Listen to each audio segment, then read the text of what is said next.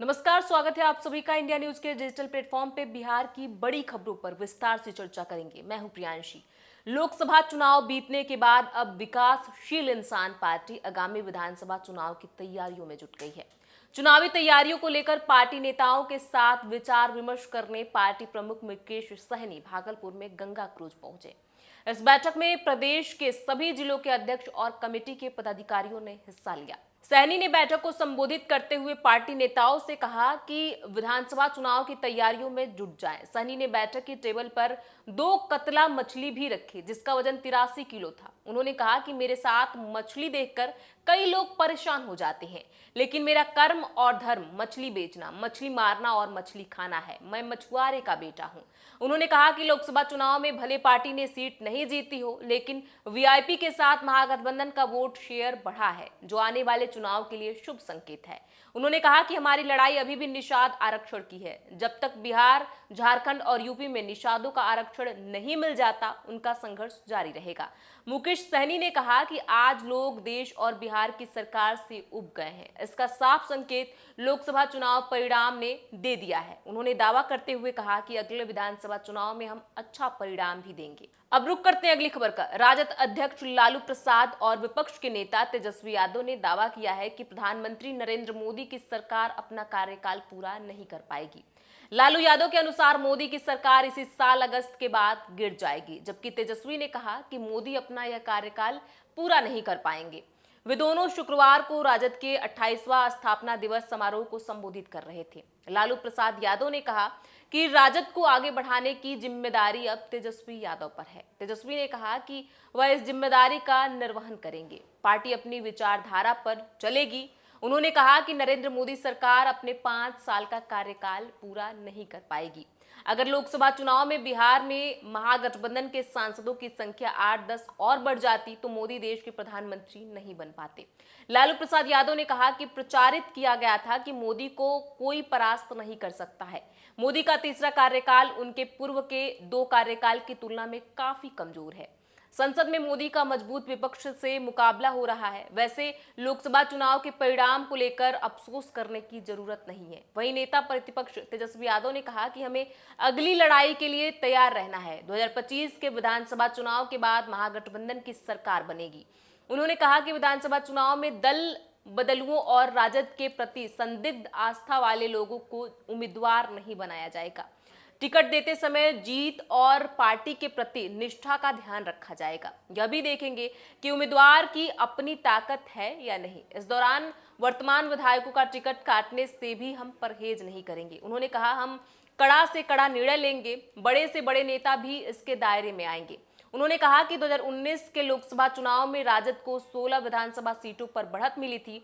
2024 के लोकसभा चुनाव में ऐसे विधानसभा क्षेत्रों की संख्या 70 से 80 है। हमें भरोसा है कि बिहार का नौजवान किसी जाति और धर्म का हो, हमारे दल को वोट देगा। अब रुक करते हैं अगली खबर का। बिहार के लड़के ने ब्रिटेन में रच दी इतिहास। जी हां, इतिहास के पन्नों पर कुछ ऐसा लिखा जा चुका है जिसे जानकर आप भी हैरान हो जाएंगे। ब्रिटेन में हुए चुनाव के रिजल्ट आ चुके हैं। करीब 650 सीटों पर हुए इस चुनाव में साफ तौर पर देखा जा सकता है कि ऋषि सुनक की कंजर्वेटिव पार्टी सत्ता से बाहर जा चुकी है। लेबर पार्टी के किर स्टारमर प्रधानमंत्री बनेंगे। लेबर पार्टी के कनिष्क नारायण वेल्स से जीत चुके हैं। उन्होंने अनुल कंस को हराया है। नारायण अल्पसंख्यक जाति पृष्ठभूमि से वेल्स के पहले सांसद बने हैं। बता दें कि नारायण का जन्म मुजफ्फरपुर बिहार में हुआ था, पर इनकी परवरिश कार्डिफ में हुई। अब ये बेरी में रहते हैं। नारायण ने अपनी पढ़ाई ऑक्सफोर्ड यूनिवर्सिटी से की है। यहाँ उन्होंने फिलॉसफी, पॉलिटिक्स और इकोनॉमिक्स की पढ़ाई की। इसके बाद कैलिफोर्निया के स्टैनफोर्ड यूनिवर्सिटी चले गए, जहां इन्होंने मास्टर बिजनेस की पढ़ाई पूरी की। राजनेता बनने से पहले नारायण गवर्नमेंट एडवाइजिंग मंत्रालय में कार्यरत थे।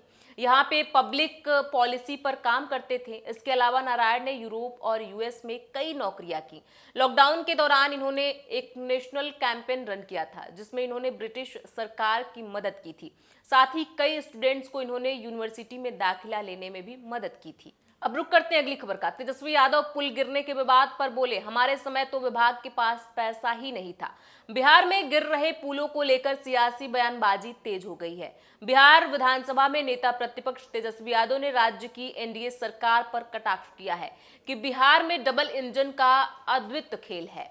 एक इंजन भ्रष्टाचार में लगा हुआ है और एक इंजन अपराध में लगा हुआ है। वहीं नेता प्रतिपक्ष ने सरकार को चुनौती दी है कि अगर वो दोषी हैं तो उन्हें गिरफ्तार किया जाए। तेजस्वी यादव ने आरोप लगाया है कि जिस दिन से नीतीश कुमार सीएम बने सिर्फ 18 महीने को छोड़ दे तो पूरे समय ग्रामीण कार्य विभाग जदयू के पास ही रहा है। जदयू कार्यकाल के ही पुल इन दिनों गिर रहे हैं। वहीं अपने ऊपर लग रहे आरोपों के जवाब में उन्होंने सरकार को चुनौती दी है कि अगर वो दोषी हैं तो उन्हें गिरफ्तार कर लिया जाए। नेता प्रतिपक्ष तेजस्वी यादव ने कहा कि हम तो केवल 18 माह सरकार में रहे हैं, हमारे समय तो विभाग के पास पैसे भी नहीं थे। 6 से 8 माह तो सिर्फ पैसा लाने में लगे होंगे। हमारे समय के पुल तो केवल सेंक्शन ही हो पाए थे, अभी तो टेंडर की स्थिति में होंगे।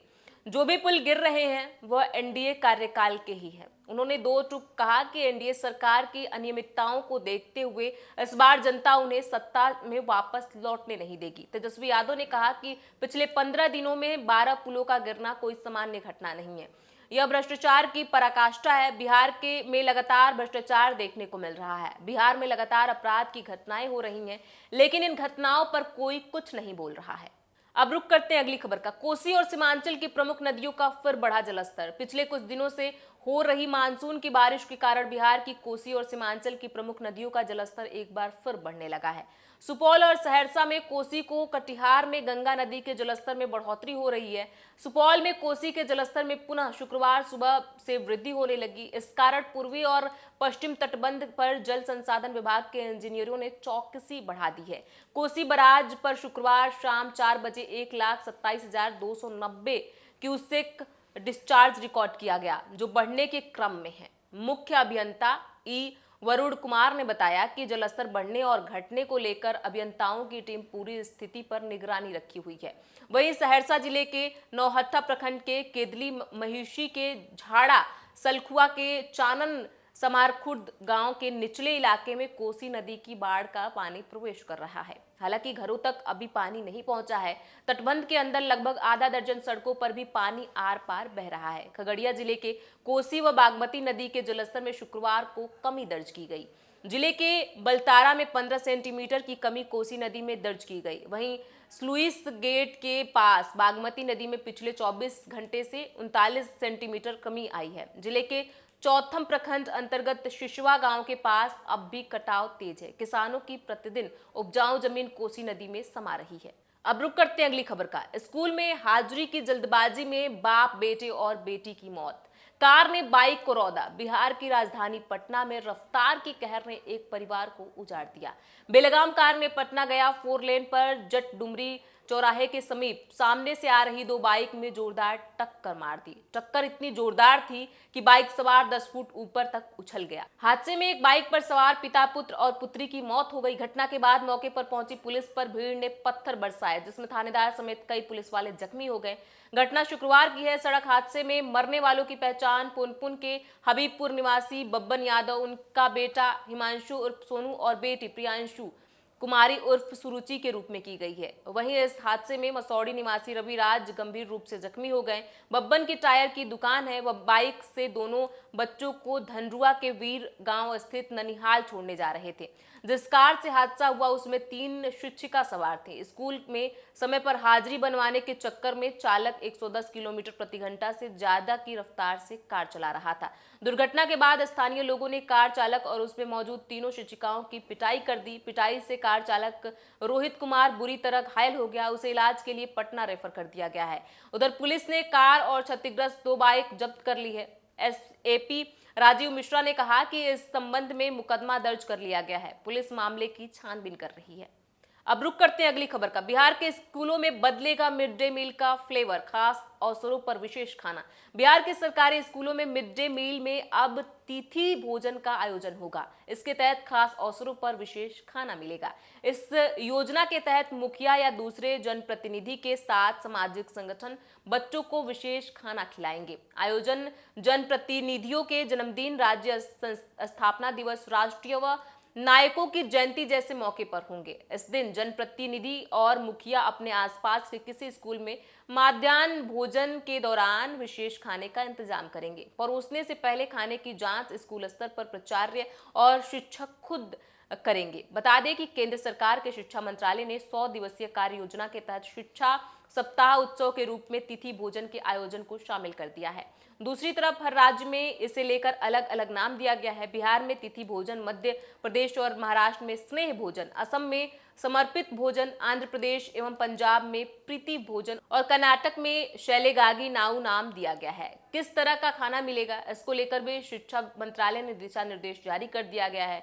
अब रुक करते हैं अगली खबर का। पटना समेत इन 11 जिलों में आज होगी झमाझम बारिश, आईएमडी का येलो अलर्ट जारी। बिहार में मानसून की बारिश का सिलसिला लगातार जारी है। लगभग सभी जिलों में मानसून सक्रिय हो गया है। पटना सहित प्रदेश में शनिवार को भी भारी बारिश के आसार हैं। मौसम विभाग ने उत्तर बिहार, दक्षिण मध्य एवं दक्षिण पूर्व भागों के जिलों के 1 या 2 स्थानों पर गरज व चमक के साथ बारिश का येलो अलर्ट जारी किया है। शुक्रवार को प्रदेश में ठनका की चपेट में आने से 19 लोगों की मौत हो गई, जबकि 7 झुलस गए। इसके अलावा 11 जिलों में भारी बारिश की संभावनाएं मौसम विभाग की ओर से जताई गई है। बिहार की बड़ी खबरों पर विस्तार से चर्चा करते रहेंगे। इन खबरों पर आपकी क्या राय है, हमें कमेंट बॉक्स में लिख के जरूर बताएं। बहुत बहुत शुक्रिया।